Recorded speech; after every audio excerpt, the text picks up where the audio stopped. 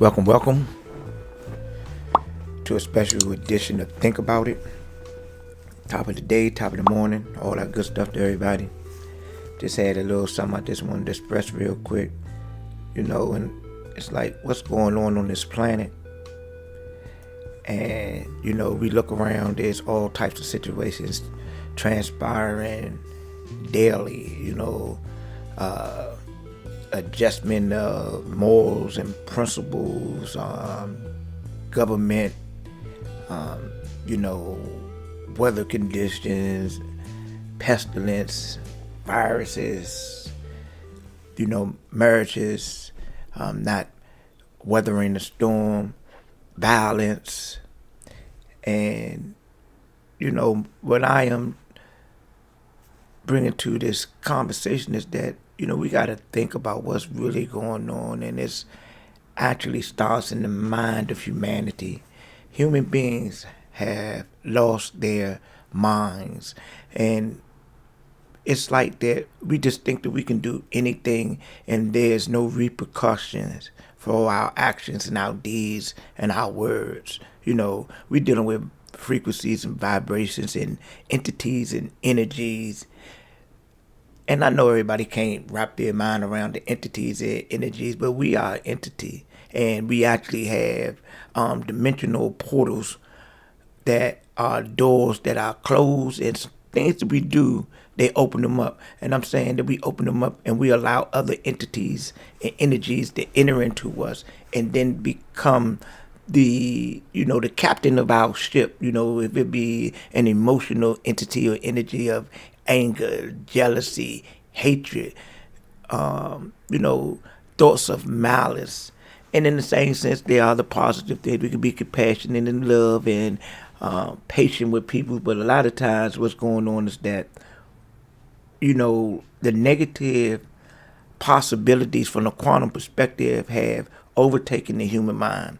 Most human beings on this planet are in a state of an emergency, whereas though that, again, we have lost our minds. Violence is the order of the day. Young people killing babies, young people killing older people, people going in settings where it's school settings and shooting up the schools, coming through neighborhoods and blocks and shooting the blocks and neighborhoods up. I had a conversation with one of my buddies yesterday, Miss Sabrina, and she was like, what's going on? Why are these young people thinking like this? And my conclusion is that I know that in my generation, a big influence was movie and television.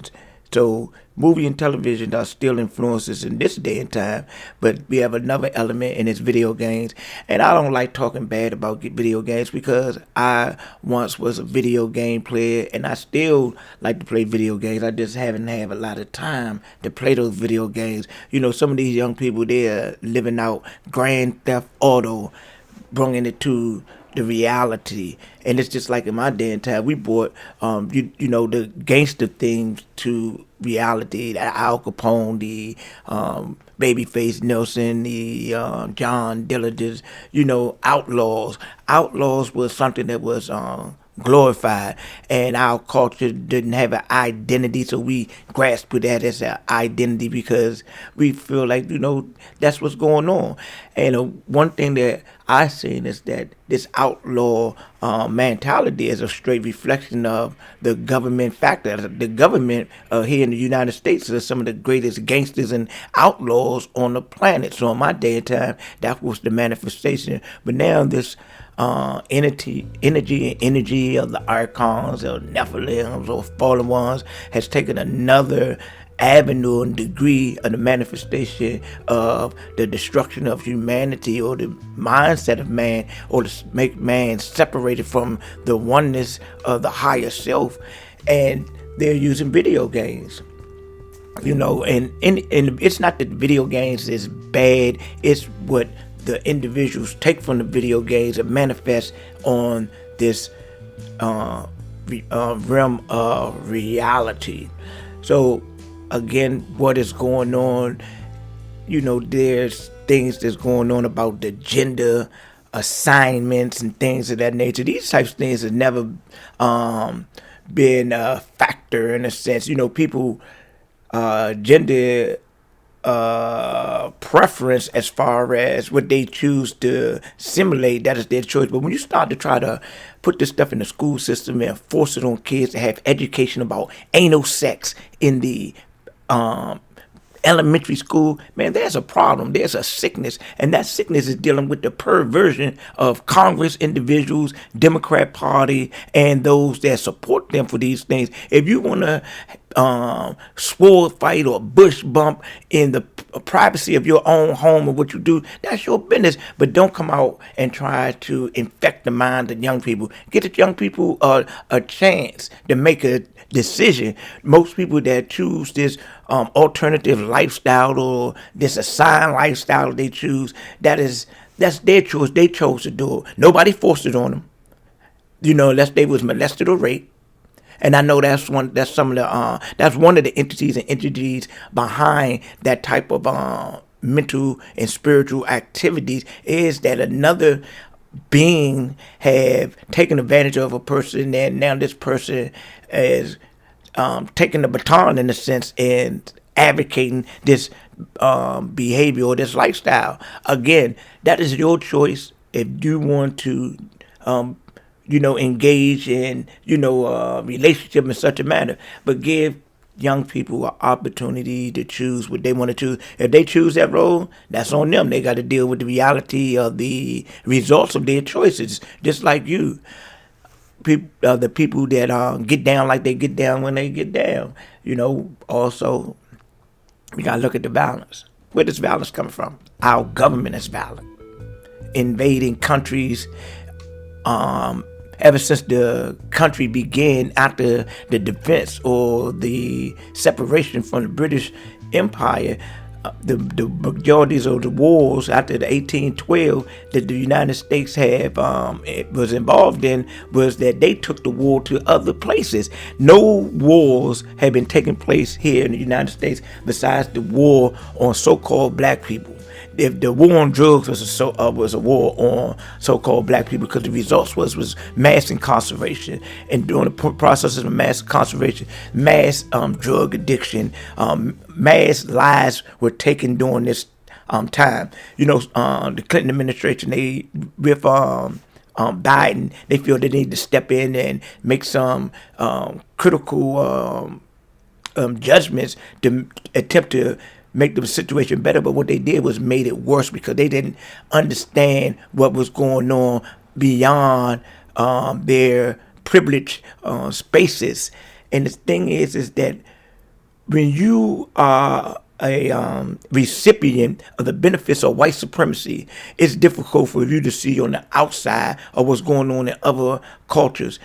But now, a lot of information and knowledge has risen to the top, so people can see where they have been supporters of white supremacy ideology, so-called white nationalists. We've seen a rise of the coming out of the closet of white nationalist ideology with the last president, Donald J. Trump. Many white supremacists, white nationalists, racist people came to the forefront because they felt that they had an individual in the presidency, the highest position in the United States, that was in agreement with their ideology. As some people was telling me, well, the Democrats is just as bad. I'm not a supporter of the Democrats or the Republicans, but I want to tell you this, that every white supremacist group in the United States are supporters of the Republican Party. If you can give me one white supremacist, white nationalist group that is the supporters of the Democratic Party, I will greatly appreciate it. So I will not make this statement again. But to my knowledge, every group, the skinheads, the Proud Boys, the Oath Keepers, KKK, all are associated with the Republican Party. It's the Republican Party the worst thing that happened to the United States? Well, some of the elements within the Republican parties are the residue of the thinking of the founding fathers, or those individuals that were the masters of this land, slave holders, people that had ideas that other people were less than them because of their culture differences or their ethnicity differences, their racial differences, which we know now is a bold-faced lie. But some of these insane psychopath narcissists, Caucasian, European Americans, they are still drinking the juice in 2022. They just had an incident the other day down in Florida. People got the SWAT sticker saying that they hate Jews and, making all types of obscenities and verbal threats. And you know what? I don't have a problem with that because our voice, our constitutional rights say we can say whatever we want to say. See what I'm saying?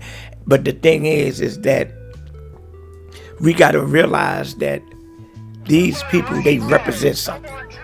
And they represent a disease that is woven in the moral fiber and foundation of the United States of America. I said that the United States. We had the United States, and then we had the United Snakes. We had the North, we had the South. We had the, different types of operations of mindset. We got a lot of people with the European, Caucasian, American race that are loving people, are thoughtful people, that are caring people, and have escaped the prison of the mindset of their forefathers. I can talk about this stuff on and on and on and on, but I just wanted to bring this session to you so you can have something to think about. Make a conscious decision to be a critical thinker in these days and time, because things are going on around us that's cooking or baking a cake for us. Like they used to say when I was down, Lord, man, they baking a cake. Baking a cake means that there's a plot going on. It look good, smell good, but when it come down, that cake is poison, and the poisoning of our minds and our way of life is being trickled down from the government down to these haters on the lower levels of society. And no, I do not have the answer to this situation, but with a collective mind of reasoning, we the people, by the people, of the people, can come to a rational conclusion to take this society in another direction and raise up over the barbaric, primitive mentality that has been a part of the American experience here in the United States. Ladies and gentlemen, thanks for tuning in to think about it. I pray that you have a blessed day on purpose, with purpose. Remember, this is just a point of view, and if anyone is offended, offense wasn't intended.